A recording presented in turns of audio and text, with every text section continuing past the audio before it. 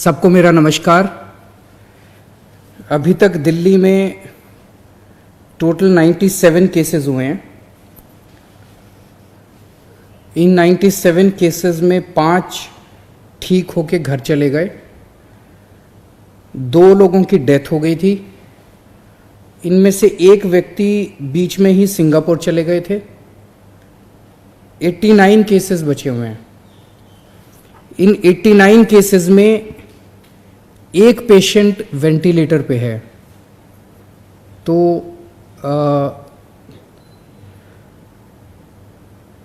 हम सोच सकते हैं कि वही थोड़े से सीरियस हैं, भगवान करे वो भी ठीक हो जाए। 2 लोग ऑक्सीजन पे हैं, बाकी 86 सभी स्टेबल हैं और हमें उम्मीद है कि ये 86 भी और ये लोग जल्दी ठीक हो जाएंगे। मैं तो उनके लिए भी दुआ मांग रहा हूं जो कि वेंटिलेटर पे हैं। उम्मीद करता हूं कि वो भी ठीक हो जाएं। इन 97 केसेस की हमने एनालिसिस की ये समझने के लिए कि जब केसेस थोड़े से पिछले 2-3 दिन में तेजी से बढ़ने लगे दिल्ली में, तो हम ये समझने की कोशिश कर रहे थे कि कहीं दिल्ली में तेजी से कोरोना फैल तो नहीं रहा। इन 97 केसेस में से 24 केस मरकज के हैं। मरकज की पूरे घटनाक्रम पे मैं अभी बात करूंगा। 41 केसेस फॉरेन ट्रैवल वाले हैं जो विदेशों में हमारे भारत के नागरिक रह रहे थे और पिछले 2 महीने में उनको भारत लाया गया। वो केसेस हैं, 41 वो केसेस हैं। 22 केस ऐसे हैं जो उनके सीधे परिवार वालों के हैं, जो फॉरेन से आए थे लोग हमारे, उनके परिवार के लोगों को कोरोना हुआ। 22 केस ऐसे हैं और 10 केसेस की अभी हम जांच कर रहे हैं कि वो किस नेचर के हैं। तो फिलहाल मैं ये नहीं कहूँगा कि दिल्ली के अंदर कोरोना, लोकल ट्रांसमिशन भी अभी फिलहाल कंट्रोल में है, कम्युनिटी ट्रांसमिशन अभी नहीं हुई है। केसेस बढ़े हैं और मरकज का जो पूरा सिलसिला हुआ अभी, उसकी वजह से मरकज से जिन लोगों को निकाला गया है, हो सकता है उसमें बहुत सारे केसेस पॉजिटिव अगले 2-3 दिन में आए। मरकज में बताया जाता है कि 12-13 मार्च के आसपास देश विदेश से बहुत सारे लोग इकट्ठे हुए किसी धार्मिक फंक्शन के लिए। उस धार्मिक फंक्शन के बाद कई लोग चले गए और काफी लोग रुक गए। अब जब पता चला तो उनमें से उनको पिछले कल से परसों से वहां से निकाला जा रहा है। वहां पे जितने भी लोग निकाले गए हैं उसमें, जैसा मैंने बताया, अभी जो टेस्ट्स के कुछ रिजल्ट्स आए हैं, काफी रिजल्ट्स आने बाकी हैं। 24 लोग पॉजिटिव केसेस मिले हैं। उनमें 441 लोग ऐसे हैं। अभी तक 1548 लोगों को मरकज से निकाला जा चुका है।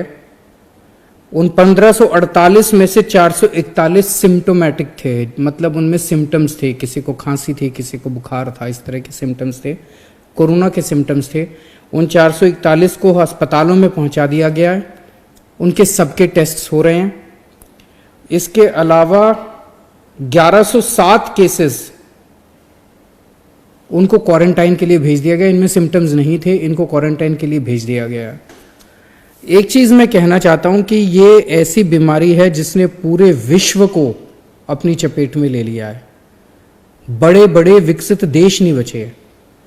अमेरिका में हजारों लोगों की मौत हो रही है, स्पेन में हजारों लोगों की मौत हो रही है, इटली में हजारों लोगों की मौत हो रही है, चाइना में हजारों लोगों की मौत हुई है। कितने देशों के अंदर लोग मर रहे हैं। ऐसी स्थिति में भी अगर हम इस तरह की गैर जिम्मेदाराना हरकत करेंगे कि इतने लोगों को हमने एक जगह इकट्ठा किया। इस वक्त नवरात्र के टाइम चल रहा है, लेकिन कहीं हम नहीं देखते कि लोग इकट्ठे हो रहे हैं। नहीं तो इस टाइम में मंदिरों में कितने लोग इकट्ठे हुआ करते थे। गुरुद्वारे सारे बंद कर दिए गए हैं। मस्जिदों के अंदर लोग इकट्ठे नहीं हो रहे हैं। मस्जिदों, अपने अपने घर के अंदर नमाज पढ़ रहे हैं लोग, मस्जिदों में लोग इकट्ठे नहीं हुए हैं। मक्का खाली हो गया, वेटिकन सिटी खाली हो गया।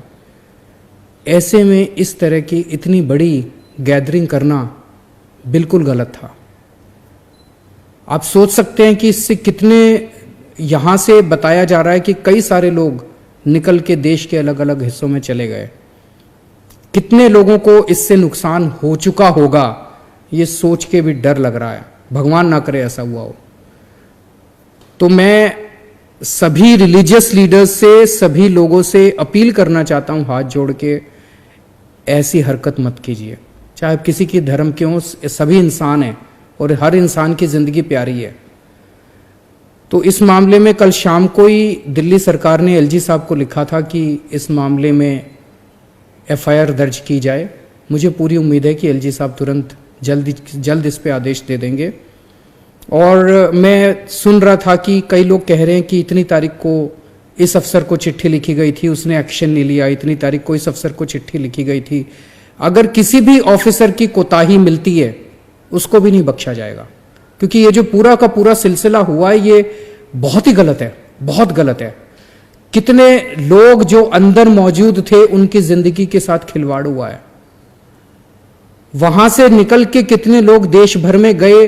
कल मैंने सुना तेलंगाना में जो लोग यहां से निकले थे, तेलंगाना पहुंचने के बाद 6 लोगों की उनमें से मौत हो गई। कितने जिन्होंने डायरेक्ट पार्टिसिपेट किया था, उनकी जिंदगी खतरे में, और कितने लोग जो बाद में उनके संपर्क में आए, उनकी जिंदगी खतरे में हो सकती है। ऐसी हरकत हमें बिल्कुल नहीं करनी। ऐसे में सरकार को सख्त कार्रवाई करनी पड़ेगी और सरकार उसमें हिचकिचाएगी नहीं। कुछ दुकानों में जो राशन बट रहा है, बहुत भारी संख्या में लोग आके राशन ले रहे हैं। कुछ दुकानों में राशन खत्म हो गया है, वहाँ पे लोग बड़े बेचैन हो रहे थे। मैं उन्हें आश्वासन देना चाहता हूँ, चिंता मत करो, राशन हम रोज़ केंद्र सरकार से उठा रहे हैं और दुकानों में बंटवा रहे हैं। तो आपका राशन आएगा, हर व्यक्ति को राशन मिलेगा। जिसके पास राशन कार्ड है राशन की दुकान से, उसको हर एक व्यक्ति को राशन मिलेगा। मैं जिम्मेदारी ले रहा हूं। तो आप वहां पे अगर आज मान लीजिए राशन बंद हो गया, खत्म हो गया, तो चिंता मत करना, कल आ जाएगा, परसों आ जाएगा। अगले 3-4 दिन में सबको राशन दिलवाने की कोशिश कर रहे हैं। इसके अलावा कल मैंने बताया था कि जिन लोगों के पास राशन कार्ड नहीं है, जो लोग गरीब हैं, उनको भी राशन का इंतजाम कर रहे हैं। वो भी सारी कार्रवाई, रोज मैं मीटिंग ले रहा हूँ, थोड़ा समय लग रहा है इसका कि कहाँ से राशन उठाएंगे, कैसे करेंगे, वो सारा हम कर रहे हैं, उनको भी राशन देंगे। तब तक आप सब लोग जिनके घर में राशन नहीं है, आप सब लोग जो गरीब हैं और खाने को नहीं है, आपके लिए हमने जगह जगह किचन लगाई है, खाने का इंतजाम किया है। अभी लगभग 800 जगहों के ऊपर दिल्ली सरकार खाना खिला रही है। कल से 2500 स्कूलों में और लगभग 250 नाइट शेल्टर्स में 3500 सेंटर्स के ऊपर खाना बंटना चालू होगा और एक सेंटर में लगभग 500 लोगों के खाने का इंतजाम होगा।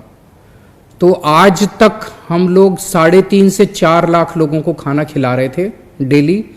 कल से हमारे पास 10 से 12 लाख लोगों को हम खाना खिला पाएंगे। मुझे लगता नहीं इतने लोग खाना खाने के लिए आएंगे, लेकिन इस पे हमने काफ़ी सोच विचार किया। अभी जहां हम खाना खिला रहे थे, वहां खाना खाने वालों की भीड़ उमड़ रही थी, सोशल डिस्टेंसिंग नहीं हो पा रही थी।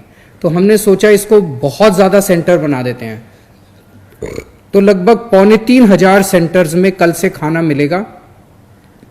मैं उम्मीद करता हूं कि अब वहां पे सेंटर्स के ऊपर लोगों की भीड़ नहीं होगी। हम 10 से 12 लाख लोगों को खाना खिला पाएंगे, लेकिन शायद इतने लोग खाना खाने के लिए ना आए। पिछले कुछ दिनों में कई सारे उद्योगपतियों के, बड़े बड़े लोगों के फोन आए। उन्होंने इस पूरी मुहिम के लिए अपना योगदान देने की इच्छा जाहिर की। जो लोग डोनेशन देना चाहते हैं वो सीएम रिलीफ फंड में डोनेशन दे सकते हैं, लेकिन मेरी आप लोगों से गुजारिश है, अगर आप सीधे, हमें पीपीई बहुत सख्त ज़रूरत है। मुझे अपने डॉक्टर्स की सेहत की चिंता है।